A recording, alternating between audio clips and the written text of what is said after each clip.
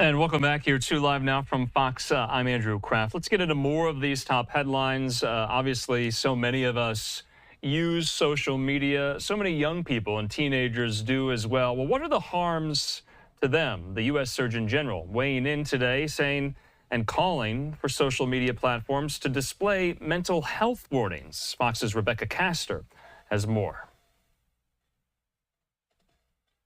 Research shows teenagers spend nearly 5 hours a day on social media. And with youth anxiety and depression at record levels, its impact on their mental health is hard to ignore. Leading Surgeon General Vivek Murthy to call for warning labels on all social media apps. The Surgeon General has a 6-year-old and a 7-year-old. He's worried about his own children. He's worried about America's children. In an op-ed, the nation's top doctor writes, a Surgeon General's warning label would regularly remind parents and adolescents that social media has not been proved safe. It would be similar to the warning label required for cigarettes, which Murthy says has helped decrease smoking. But it's up to Congress to mandate a warning label for social media platforms. Our young people are experiencing an unprecedented mental health crisis. There is undeniable evidence of this, that social media and other online platforms are contributing to this. There's bipartisan support on Capitol Hill for more social media safeguards for kids, but legislation hasn't moved forward. In a hearing earlier this year, the tech CEOs behind these platforms told lawmakers there's already safety tools in place. Yet the room was filled with parents who say their children were harmed by their apps, coaxing an apology from Meta CEO Mark Zuckerberg. I think tech companies are going to look to say, how do we partner and how do we educate, because they don't want to lose the audience. The Surgeon General says a warning label would just be one step to make social media safer. He's also encouraging parents to require more phone-free time for their kids. In Washington, Rebecca Castor, Fox News. Rebecca, thanks so much. I want to put up some of these tweets from U.S. Surgeon General Vivek Murthy. He says in May of 2023, I outlined recommendations to make social media safer for kids. Yet parents and children are still waiting for change. In my New York Times op-ed, I issued a renewed call for legislators to take action and also call for a Surgeon General's warning label on social media. He said social media has become an important contributor to our youth mental health crisis. We're in the middle of an emergency, and it's essential that Congress act with speed and urgency. He says the health and well-being of our kids is at stake. Well, I have the Surgeon General's guest essay in the New York Times op-ed section. We're going to talk about all of this right now with our friend, child psychiatrist and mental health expert, Dr. Daniel Bober. He joins me. Dr. Bober, thanks for being with us. It's good to see you yet again here. Great to be here, Andrew. What do you think the Surgeon General is up to? Is this going to be a panacea for all of the concerns and questions that social media presents to young people, to teenagers? Is it a good first step? Is it even feasible or plausible to do this, or is it purely symbolic? What are your thoughts on this move today? Well, I think I'm a little hung up on the language. Has not proven to be safe is a little bit different than proven to be unsafe. So I'm a little hung up on that. I think that it sends a message, which is important. I don't know how much it's actually going to move the needle. We know that obviously cigarettes have warning labels on them, but the problem is that warning labels are so omnipresent, they're everywhere, that I think at some level people have become desensitized and habituated to these warning labels. I think they look at them for 1 second and maybe they make an impact, but whether we're talking about an amusement park ride or a piece of gym equipment, I think people largely ignore these labels, and I don't think that we need warning labels for people to know at this point that social media can be damaging to mental health, because I think it's been fairly well publicized. We know, for example, that 40% of social media users are between the ages of 8 and 12, and that 95% of all teenagers are on some form of social media. We know it increases the risk of depression, of anxiety. It's associated with eating disorders, suicidal behavior. I see this in my office all the time. I see kids who are cutting themselves because they're speaking to their peers on social media about it. This is particularly damaging to young girls in terms of their body image, their self-esteem. They're bullied. So all that's there. And I don't know that a warning label is going to change that so much, although again, it sends a powerful message.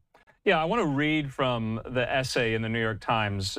This paragraph, Murthy says it's time to require a Surgeon General's warning label on social media platforms, stating that social media is associated with significant mental health harms for adolescents.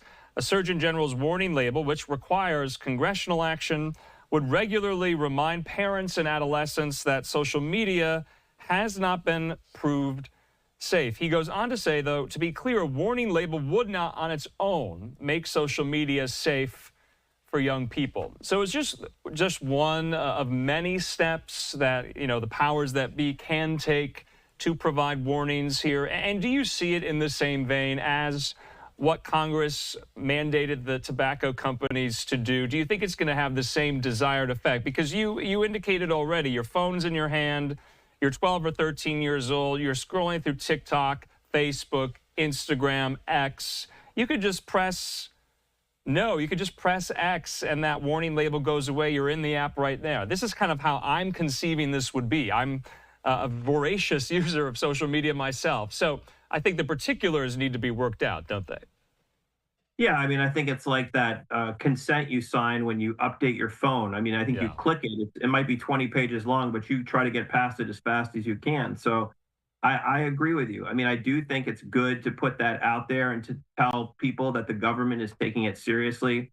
But, it's a little trickier than tobacco because we don't know if people on social media are being depressed because they're on social media or becoming depressed because they're on social media, or are they depressed already and they're on social media?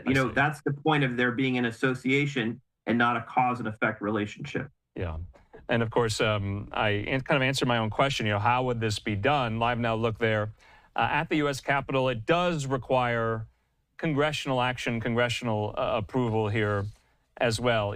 Just personally on my own devices, within the device, within the apps themselves, you can set a limit and the app will kind of kick you out, but it also presents the availability and the option to ignore it. So I'm just kind of sussing out some of these scenarios of how adolescents could get around this as well here. Do you think there's a better way, Dr. Bober, than just this? Well, it kind of reminds me of some of my patients who have pathological gambling, right? They put themselves on these lists banning themselves from casinos, but then they could just take themselves off anytime they want. Yeah. So it requires a degree of self-control and self-restraint that a lot of people just don't have. And because social media has become a vehicle for so many things that operate in society, I think it's very difficult to limit it. We know that if you're on it for more than 3 hours, that it doubles your risk of depression, of anxiety, of a variety of mental health disorders. So I think part of it might be, again, getting the parents to limit the use of social media, using AI to possibly filter out harmful content, keeping these devices out of the bedroom, keeping them away from the dinner table. There are things that caretakers and parents can do to limit this use without completely eliminating it.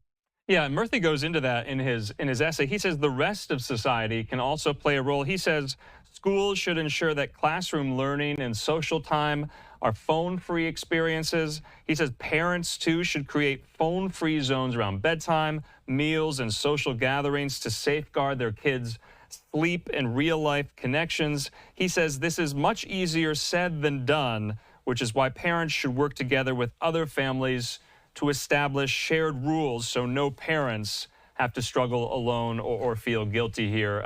Is that the parents' role in all of this? How can they, better factor into this conversation, to this discussion here, rather than, Surgeon General Murthy kind of, top down saying, these are my recommendations? Well, I think there is a degree of personal responsibility. For example, if you go to some restaurants, you'll see the parents on their phones as much as the kids. And I think that models very unhealthy behavior. So I do think that the parents have some responsibility. We can't count on the government to do this for us. I think as a family, you have to come together, and as a community. And again, if all your kids are at a birthday party and half the kids have their phones and half the kids don't, it puts kids in an awkward position. So I think parents all have to come together.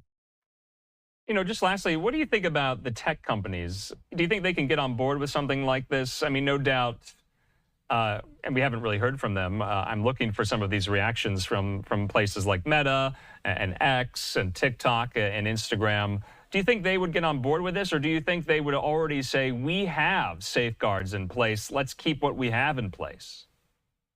I think they would say exactly what you just said, and I think they don't have a lot of incentive to change because we're talking about something that billions of people are using, and it's sort of like, well, okay, where are you going to go if you're not going to use us? So I don't know how much leverage we really have unless there is some sort of legislation that's passed.